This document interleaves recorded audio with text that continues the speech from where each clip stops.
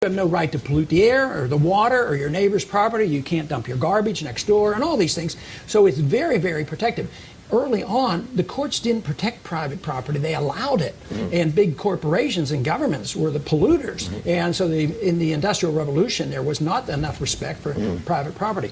When you come to international, the first thing is we shouldn't overdo some of the statistics and some of the reports about global warming, because there's two sides of that argument, and people, you deserve it for yourself to read both sides of that argument.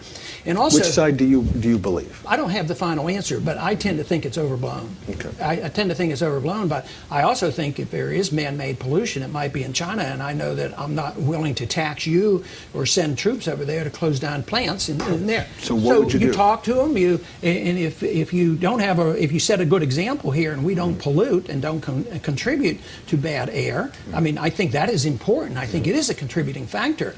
But but it wouldn't be laws that you'd pass. You'd invite our neighbors next door to sue us if we're It would be done more that way. It would be done more local. The lawyers city, will be happy. Local city ordinances would be okay. But no, not necessarily. I don't think that's a bad thing. I don't like those lawyers too much. But but when they had noise pollution with the early automobiles, there was never a national law that said no more noise pollution.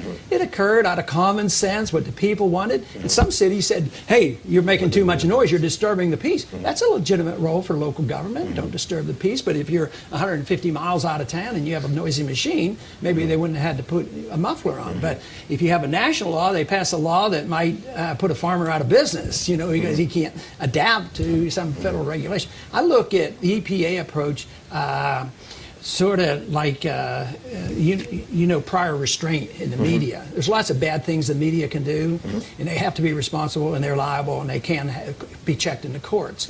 Well, I think there's a lot of things that the regulatory agencies can do in economics. They come in and write regulations, and they become a force unto themselves, and they live for themselves, and they become, and the money flows to the bureaucrats, and it just isn't the right approach. It should be done through the private property approach. And but but again, to the extent you think that the greenhouse gas issue isn't overblown, it's not a situation where the neighbor necessarily is aware on a given day how much greenhouse gases have been emitted. This is something that takes place over time. But you think that the court's an appropriate vehicle. But why can't some after the fact? Why can't some consumer groups deal with the environment too?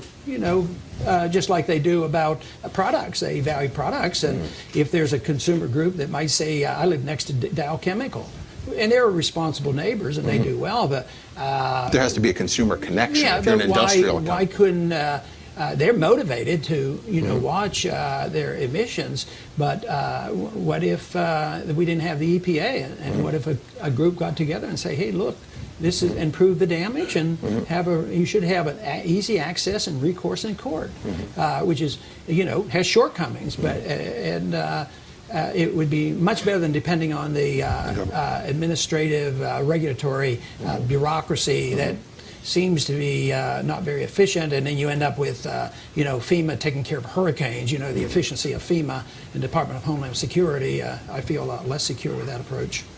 Sure. I'm going to let people start lining up at the microphones. As I said, we got a tremendous number of questions, and I want to sort of follow up on those. Some of them are topics we've touched on.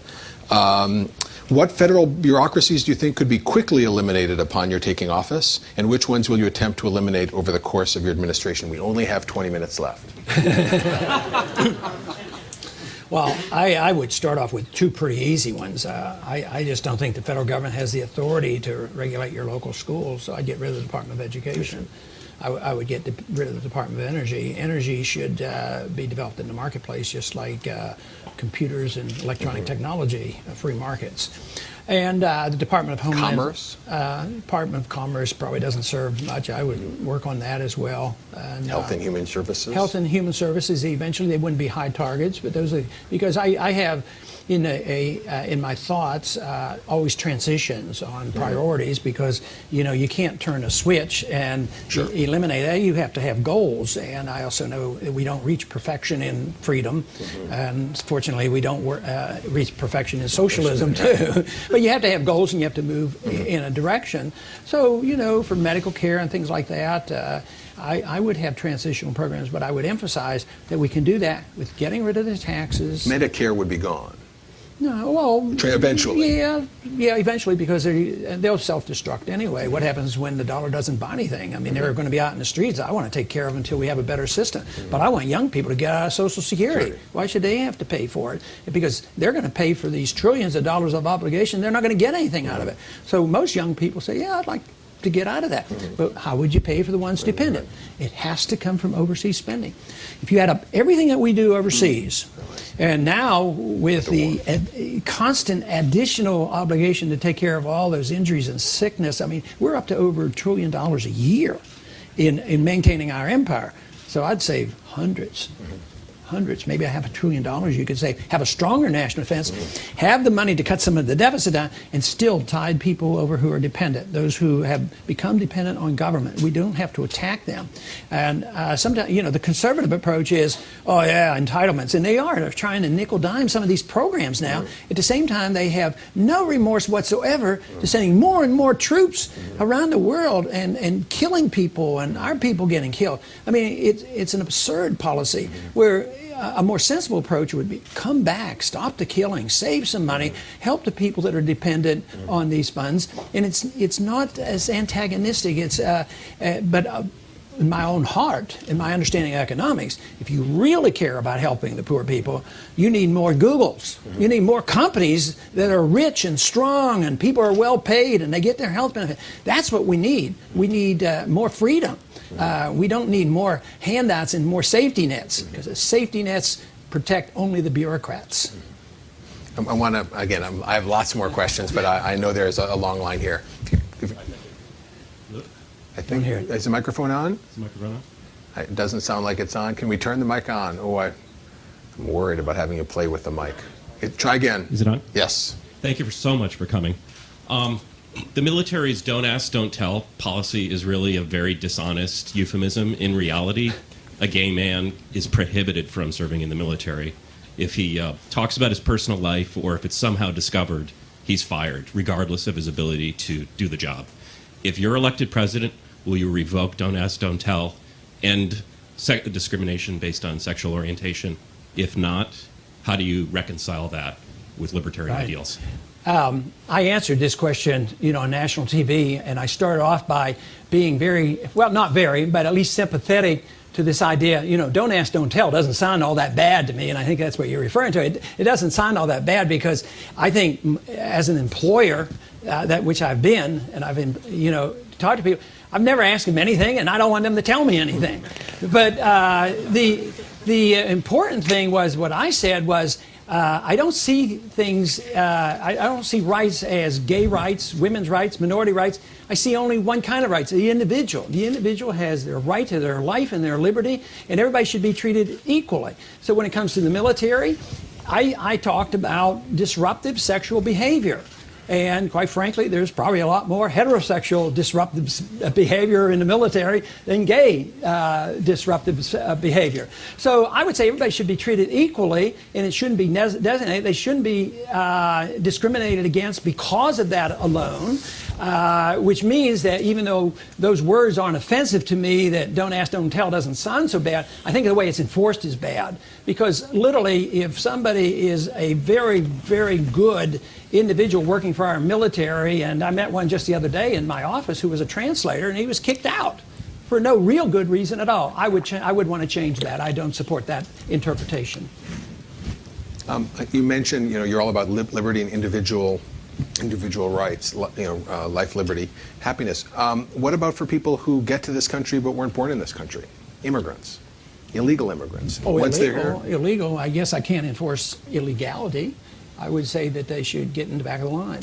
And we shouldn't reward the people who come across and get in front of the line and punish those who have been waiting. And so the so-called compromise legislation that was proposed in Congress, it was voted down. Were you supportive of that, opposed to that? Well, it never got to the House. I didn't study it in detail, but generally speaking, it sounded like something I wouldn't support because it was allowing citizenship for the people who came. And I don't think you can solve that problem as long as you have a welfare state. As long as you put mandates on individual states to provide free education and free welfare or medical care, it's going to be difficult. So I want to remove the incentives, easy citizenship, automatic benefits, food stamps, and all the rest. But we also know that there's a tremendous benefit from immigrants coming in. But if you had a free society and a free market and a really healthy economy, we would have a lot of immigration and nobody would care. People would welcome them. Today, because of our economy weakening and the marginal worker suffering from both loss of jobs and being underemployed, our manufacturing base is gone, that we have to find scapegoats. So it's illegal immigration of the Chinese. We have to blame them for our poor policies. And I want to concentrate on changing our policies. And you cannot solve that problem without addressing the subject of the welfare state. But if all things were equal, I think I would be very generous in allowing people to come and work and have a much more open policy. But today I can't endorse that policy. Next question. Hi. So as a libertarian, I love your ideas, and it's incredibly exciting to see them aired in national debate and to see the response that they get. On the other hand, as a realist, I look at the political betting markets on Intrade, and they have your nomination chances in the single digits. And so it seems like maybe the biggest impact you can have is if your popularity helps swing the Republican Party from this sort of neoconservative insanity that it's gone into back to a more traditional conservatism. Is that something that's sort of a part of your strategy, something that you think will happen or are working on? Well, it might be part of a consequence, which we shouldn't object to, but that's not part of the strategy. The part of the strategy is to run for office and be as credible as possible and get as many votes as possible and win, if possible, if it's in the cards. At the same time, if that happens, you shouldn't have to complain about it and say, well, I didn't win, but I had an influence. But that I can't set as the goal. But I've been working in the area of ideas for a long time. Quite frankly, I don't think all that much of politicians. I think politicians, for the most part, too often create the problems. I think ultimately the society changes through education. So I'm looking toward the younger generation. What you as a generation think is much more important than the next election, let me tell you, because your government eventually will reflect what you think. So I'm interested in everybody being exposed to free market ideas and individual liberty ideas, limited government, the Constitution. And this is where I become very excited. And if I contribute to that, I'll be very happy about it. But there have been some who write off the younger generation thinking that they don't have much to contribute. But what I've discovered in this campaign is the amazing growth of the campaign spontaneously. Not because we're fantastic at running the campaign, but because we've touched a nerve. We've touched a nerve with a lot of young people who say, that makes sense, and I don't believe those other guys. And this to me is very exciting, and I hope I can say, regardless of what happens, something good should come of it. But in the meantime, my goal is to get as many votes as possible. Thanks. Another question from outside this room. Under your administration, should other countries which have relied on U.S. support for their defense continue to do so? Would you continue to support the defense of Taiwan, for example, if China threatened No, we should reverse that trend. I do not, and the previous generation has had no moral right or a constitutional right to commit a generation to financing a war in defense of anybody. And they do not have a right to use your bodies and limbs and use a draft. I want to get